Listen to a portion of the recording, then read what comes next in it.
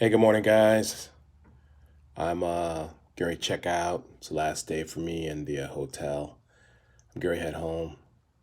You know, it's been it's been really quiet and restful for me as I got to get my head together and do some reflecting. Hold on, let me turn on this light here. Ooh, does that help? Did that make it worse? Oh,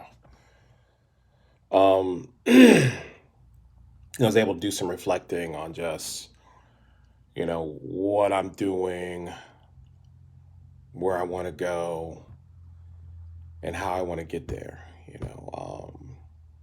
There's a lot of ways to get to our destination, and they're not always the right way. Um, and I guess that's kind of my topic today in dealing with a lot of the things that are going on today. I wanted to start doing a series on bridging the gap. And as I was looking at myself, um, and just really just I got a late checkout today at 1 o'clock. I'll probably leave a little bit early. My wife has been stopping by to visit me, and she's like, "You can come home," and it was cute, and I was like, "You can, I'll be home. I'll be home soon," because she didn't feel comfortable staying in a hotel because of the COVID, and I said, "I'll be home," but it made me smile, but as I was sitting here this morning, just drinking my coffee, um, thinking about some things, and just settling things in my own mind that I haven't gotten this far by mistake, you know. Um, and I would love to say that it was all according to my ability, skill, and talent, but that would be a lie too. um, I've made it this far in life simply by grace. Okay. Um, by just God looking down on me and just opening some doors, and not just in my environment but in my heart and my mind, to give me the personality and patience and experiences to enhance and strengthen those characteristics that I have to be who I am today. So I was thinking about building a bridge and everything that I see going on with, Black Lives Matter, All Lives Matter, White Privilege, all these phrases and sayings out there that are very flammable, intense, sensitive, and I wanted to go beyond that, because in order for us to really heal, we need to apply grace. you know so what is grace? What is grace? In my own words, I think grace is a combination of patience, compassion, and forgiveness. And when you think about that, how much grace is needed to function in a healthy, successful manner throughout life. And first of all, I need it for myself. um when I'm working with a client, the greatest battle isn't in the environment or isn't with the people around us. The greatest battle is within ourselves. And often the problem is that we are so hard and unyielding with our own faults that we can't, because I have been the hardest slave master to myself. It is almost impossible for me to forgive other people, you know. And so when I look at, what's going on, I wanted to really do a video just to kind of really go beyond these catchphrases of white privilege and Black Lives Matter, and really, really go deep. I want to go deep, and just really kind of explain things in my own words and my own understanding. And mind you, I don't know everything. I'm just a guy trying to do my part. Um, and so off that note, I wanted to, discuss, what it means to me when they say, Black Lives Matter, and I think we've gotten so distracted by other reports and other issues, that we don't, it's difficult for us to deal with the heart of the matter. And the heart of the matter is about compassion. When they're saying Black Lives Matter, it's not saying that all lives don't matter. It's not saying that cops' lives don't matter. My father was a cop.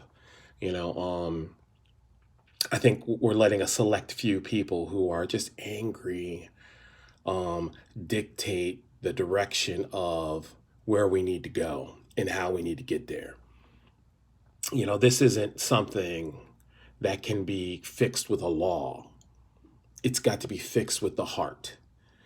So, I mean, and I'm telling you, I appreciate all of my friends, that aren't my skin color, that have reached out to me and talked to me and just, just had conversations with me, and man, and it just really encourages my heart to know that we are trying to mend. Not everybody, not everybody. But that's why I'm doing these videos. So anyways, when I was talking, I had to talk conversations with a friend, several friends actually, and we were talking about the whole movement, and often what will come out is, well, what about black on black crime? And I said, who said black on black crime wasn't bad? Um, who said white on black crime wasn't bad? Who said black on white crime wasn't bad? I mean, crime is bad. And I'm just like, when I hear these things, I'm like, it's a distracting argument from the topic of we need to heal from the unfair treatment of minorities. We just need to heal from that. I mean, there's no way around that. And I think because it's so big, we want to water it down and minimize it, and so we have a lot of these distracting arguments about, other statistics that are out there, and they are out there. There's no doubt, you know. But for me, it's been a tough movement. It's been a tough acknowledgement even for me, because like I said in my other videos, it causes me anxiety and fear to talk about my journey as a black man, because I have been trained to stay beneath the radar to get ahead, which is partly how my humor evolved. It was a defense mechanism to reduce tension and stress, and to also distract from, my own, I don't know how to put it. When I would go into an environment where I'm the minority, which is often, especially me being a black man, I would almost unconsciously go into my little Kevin Hart routine where I'm extra loving, extra friendly, just extra, and I've always had to do that, and it's just become a knee-jerk reaction for me to be.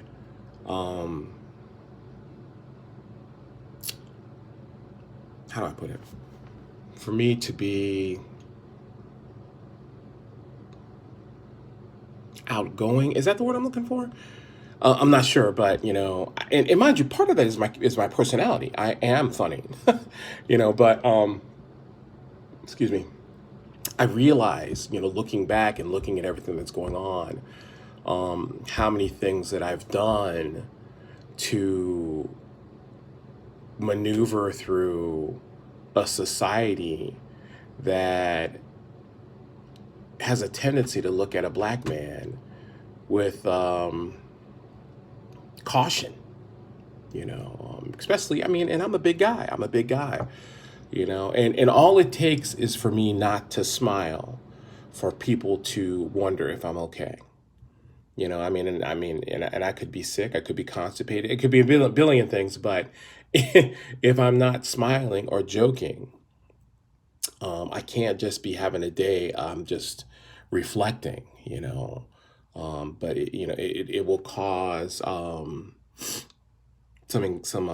so much anxiety for, especially for the people around who know me, but it will cause some concern, you know. And I've told many stories about growing up, and the things I experienced, often that I've minimized in my own perceptions, because I didn't want to think about it. So when I look at the Black Lives Matter, it's bigger than George Floyd. It is. It's just bigger than that. It's about really all of us coming to terms with not just what's currently happened, but what has happened. And can we, at the very least, acknowledge it? So, when I hear the term, white privilege, and I know it causes, butts to pucker, when they hear that, and immediately, I'll get some people who are defensive and say, "Hey, I work, I pay bills, I'm not rich," and I'm like, I don't think that that's what it's about. I think it's just simple stuff like that. We don't realize. Like I was explaining it to one of my friends. I said, I can intellectually understand the problems women have had in the business world being a woman. How you're objectified and sexualized on the daily. And you guys have just adapted to that and understand. When you see a woman in authority, whether it's a police officer or a CEO, they have had to adapt to working in a man's world, and that's what it is. It's a man's world, does that is and making that statement is not me saying that it's right. It's me acknowledging this is the reality, okay, of how it is right now.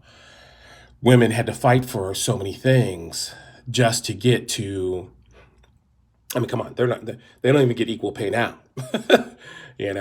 So all the things that they go through, I can only intellectualize because I don't personally experience it. I personally experience my journey as a black man.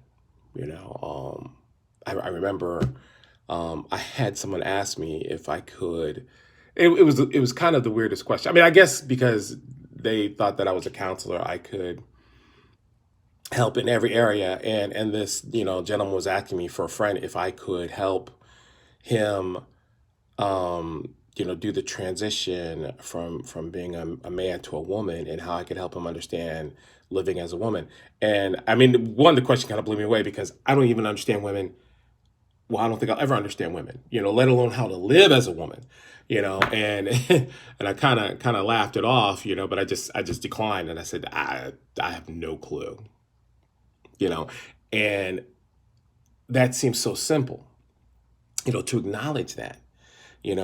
So when we're talking about white privilege, there's a lot of things that we don't even realize that the white man goes through that we don't give them credit for. And I'm not trying to water things down. They have some difficulties also, but they also have some advantages. Every race, every sex does.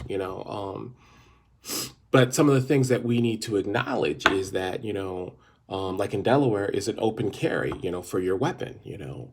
And I don't have a friend out there that would not be worried about me if I started open carrying because of the color of my skin. When the guy got shot jogging, you know, I stopped walking around the neighborhood because I was nervous, and I was telling my friends, I was like, look, I'm in a really nice neighborhood, and you know I don't expect that to happen, but I don't think anybody that this has happened to expected it to happen. And the truth of the matter is, I would feel more comfortable if one of my white friends went walking with me around the neighborhood. And that shouldn't be, you know.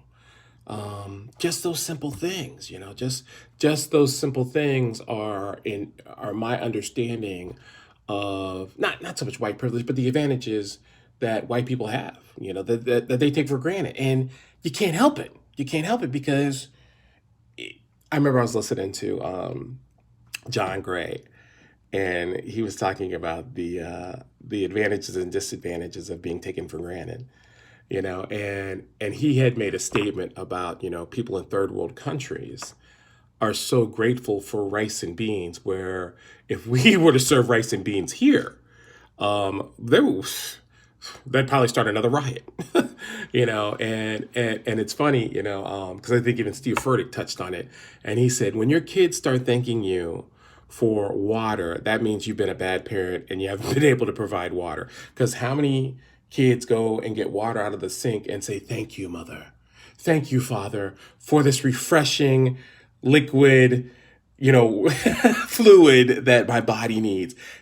Nobody does that because it's become so normal for us to go and get. And mind you, we get tap water, we get bottled water now. But if it gets that serious, we will drink out of the tap.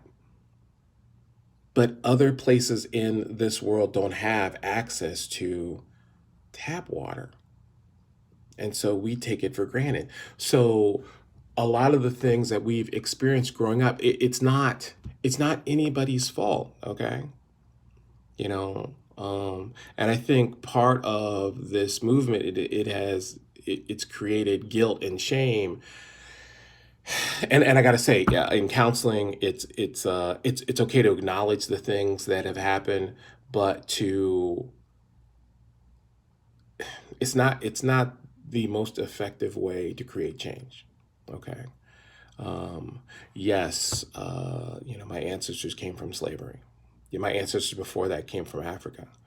Um, my life is significantly different from somebody who grew up in Ghana, who never experienced racism. My attitudes are significantly changed because of that. Have I been able to rise above that? Of course, yeah. But do I still have handicaps because of that? Because of that, absolutely. And it's the same for white people. It's the same for men. It's the same for women. We have all grown up with negatives and positives. And I think the problem is we don't want to acknowledge it, which is why it is still existing. We don't talk about it. We don't break bread and share and have deep conversations about the advantages and disadvantages of who we are and how we can heal and move forward. And that's the biggest issue that I'm seeing today as we're walking around. And I'm not dogging, the protesting. I'm not dogging it at all. But I'm ready to go to the next level. Can we move beyond the signs and the catchphrases to actually sit down with my brothers and sisters that are not my skin color and actually learn how to really be a family? Will it be uncomfortable? Yeah, it's uncomfortable. I mean, you can't tell me that even in your own biological family that it doesn't get uncomfortable sometime. Of course it does, but we don't stop trying. I mean, some of you guys do, but if you are a loving, healthy, functional family, you can move beyond disagreements to come to a place of peace and forgiveness and grace. And so I'm just encouraging, anybody who's watching these videos to let's move beyond trying to create new laws. I'm not saying that we don't need them, but I'm saying we need a lot. We need more grace. We need more love. We need more compassion and understanding than we need more politics. Because, and I'm not saying that we don't need to change some things that are literally criminal. Okay. But if we don't change the hearts of men and women, it will never take. Okay. We went from being slaves in the cotton field and being whipped, beaten, and broken to now struggling with covert, systematic racism that has still held people of color down because the hearts of men have not changed. There was a sermon, actually, it was more of a conversation that John Gray had with Joel Osteen. And I didn't even know Joel Osteen. Let's just admit I didn't like him. And there was no reason why I didn't like him. I just didn't, he just seemed very, I don't know, above it all, you know. But when I saw him sit down and have a conversation, an honest conversation with John Gray, and you guys got to watch it. I'm gonna find the link and post it. It was very powerful and vulnerable on his point of him acknowledging the advantages he's had as a white man, and the things that, he says we need to change, and what he's doing to bridge the gap. And I look at that and I'm just like, see, if we just have more courageous people stepping out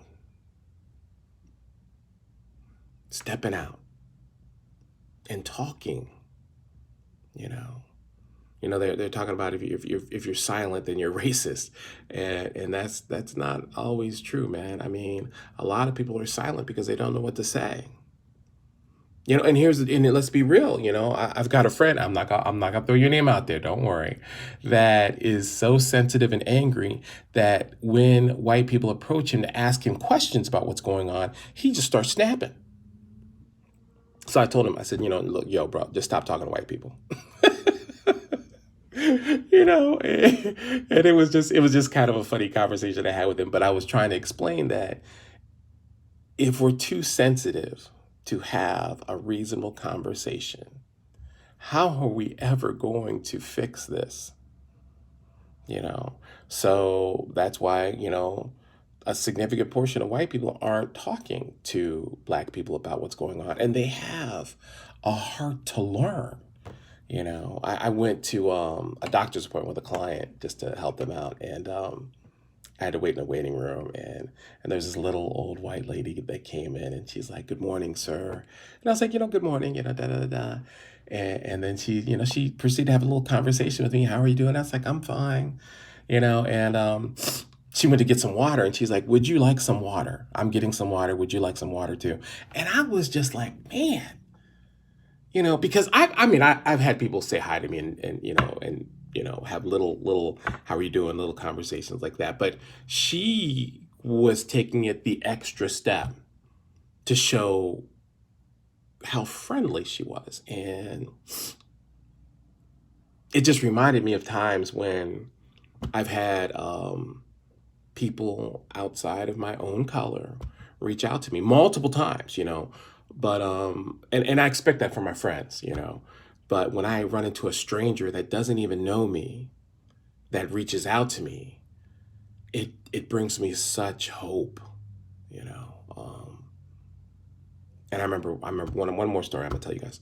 I was hurting in my first marriage, and we were on the end. We were coming to the end, and I was hurting, and I was crying, and I was going to church by myself, and wasn't even going to the church that my normal church, because I had left, and I was at this little white church, and the congregation was 90%, 50, 60 and over, and I think I was in my early 40s. And I was just wounded and broken, and I was sitting in the back, and just trying to hear God, man, and I remember they were having prayer, and they said, if you see somebody hurting, you can reach out to them, and I just closed my eyes, and I was just weeping because I was in so much pain, and I see it still kind of chokes me up. And I was sitting in the back, partly because I didn't want to put myself in an uncomfortable place in the church to where I'd be rejected, because I was under the assumption that, I'm this strange black guy, and I'm not sure if anybody here is going to really receive me. and I was okay with that. And I'm sitting in the back by myself, and I felt this hand reach over and grasp my hand and start praying for me. And when I looked up, it was this little old white lady. Not the same one.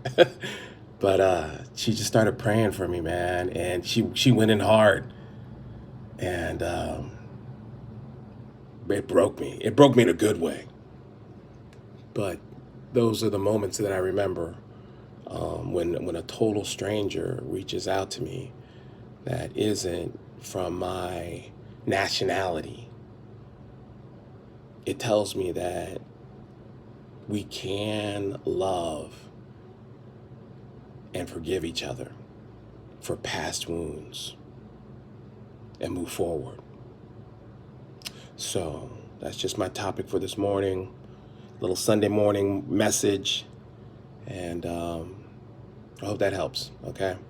Love you guys. You guys know I'm here if you guys want to talk. If you need anything, always praying for you guys and keep me in prayer.